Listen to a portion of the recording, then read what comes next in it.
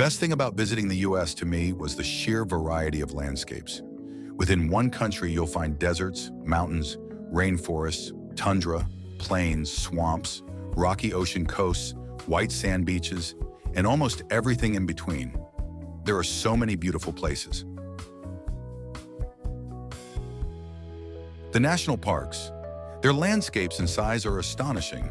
Yellowstone in particular blew me away so much that it's one of the first places I said I'd love to return to. I'm Swedish, and I found Americans to be very helpful, friendly, and approachable. This helps a lot when you're a tourist and feel a bit lost with local customs or directions. Don't get injured while you are in the United States. The medical bills will ruin your life. The sandwiches. In America, there are so many glorious sandwiches, like the Reuben piled high with delicious corned beef on nice artisan bread, Philly cheesesteaks, thin sliced ribeye dripping with salty, gooey provolone, and even the po' boy, a stunning creation.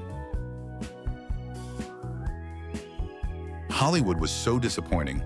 I thought it would be glamorous, but in reality, it was depressing and dirty. The air is so clean in the United States. When you come from a place with massive amounts of pollution, like I do, Beijing, you really appreciate the blue sky and fresh air. Best. I do like the food, even though it is unhealthy. Cracker Barrel is my favorite chain restaurant. Worst, very little public transportation, everything is far away from everything. You need a car to go anywhere. Best, the sheer variety of landscapes, deserts, mountains, rainforests, tundra, plains, swamps, rocky ocean coasts, and white sand beaches, and almost everything in between. So many beautiful places. Worst, binary political division, and/or privatized healthcare and insurance that are almost exclusively tied to being employed, and those employers give very little, if any, right to time off. Those were so bad that I actually felt I had to leave.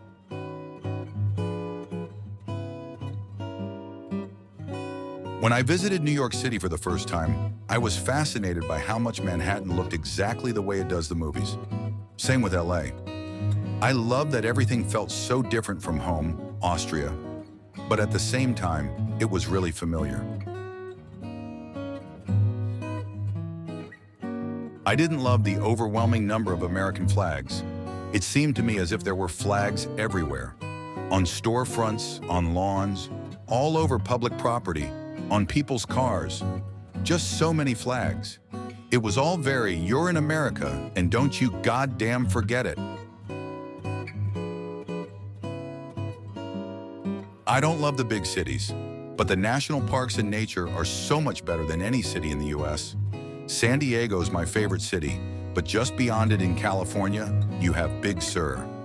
I wish I'd known this about the US sooner. The US has some of the greatest dive bars on the planet, and some of the best intimate venues for live music too. Love the RV culture. The US is the most ideal place to own or drive an RV. The country is huge, the scenery is always changing, and the campsites are very well organized. What's not to love? I didn't love that you can't really get around without a car. Within many cities, you can use public transit, but most often it's not that great. Outside of the big cities, you definitely need a car. Otherwise, you'll be spending a lot of your budget on Ubers. I don't think I was prepared for the sheer number of people who straight up approached me asking for money. My sympathy wore out quickly, so just be ready to politely say, "Sorry, I haven't got cash," and quickly walk away. As a solo traveler, I think I was seen as an easy target.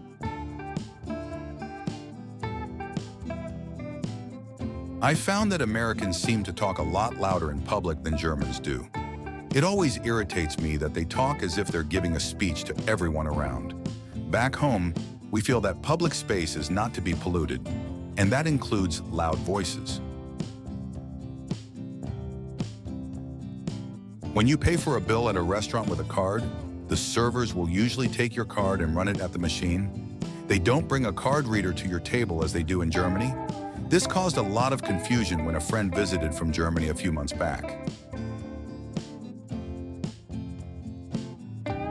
Forget everything you think you know about the US from movies, TV shows, TikTok. We're not aliens and we're probably more alike than you may think. It also helps to set expectations in that if you're expecting wacky, zany adventures, well, that may not happen. Jaywalking is more of a regional thing than a hard cultural norm. What I will say is the locals know their own area, but you don't. You probably should follow the rules, even if you see others not doing so. Receipts, Badashar's bills will total the tax for you. You don't have to worry about it. You already know about tipping, so just add 20% to the total for services like sit-down restaurants and taxi rideshare. It's okay to use your phone to calculate if you need to. I do it all the time. A month in the US isn't long enough to see the whole country. You can kind of touch upon a lot of it in a month, or really get to see one area for a month, but there's a lot to do and see.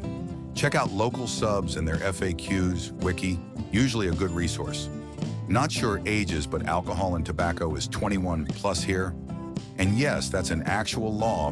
And no, they won't make an exception for you. You can use your credit card most places, but having some cash is handy, especially if you want to hit up food trucks or other low dollar amount businesses, like donut shops and bagel places or cheap pizza slices. They may be cash only or offer a cash discount. I know people love to hit up our fast food joints, but please don't just eat fast food in 7-Eleven and think that's all there is to the US. We have some of the greatest food cities in the world, and even outside those huge cities, there's a lot of good food for 'em, coast to coast. Just hop on Google Maps and explore. If you see a place with a lot of reviews from locals, or if you're walking around and see a line, then get in that line. I had the best taco of my life by following that rule. I was alarmed by the alleged danger in US cities. I checked into a hotel in New Orleans, and the receptionist drew on a map and then handed it to us. She said, "If you stay within this area, you'll be safe." What? I've spotted an American yesterday in a grocery store. The stereotype that Americans can be loud seems to be true. He wasn't shouting or anything. He was asking someone for help, just a normal conversation, but his voice was unnecessarily loud. The cuisine variety, even when the similar dish can be prepared differently depending on the country. So you have Mexico that maybe makes it more spicy, or Suriname that adds fruits. To not talk about each country delicacies. The worst, how some countries can be very dicey to visit, I guess. For example, Venezuelan right now is very chaotic. Canada can be hard due to its cold. USA, well, statisticians are infamous for how they treat foreigners. I'd be prepared for a ton of people to either ask you about your accent or, assuming you're Australian, make a corny joke about Foster's or shrimp on the Barbie. I have European friends and it's not horrible, but it is a cultural difference. They say we smile too much, and sometimes it makes them uncomfortable. Think we want to small talk with strangers.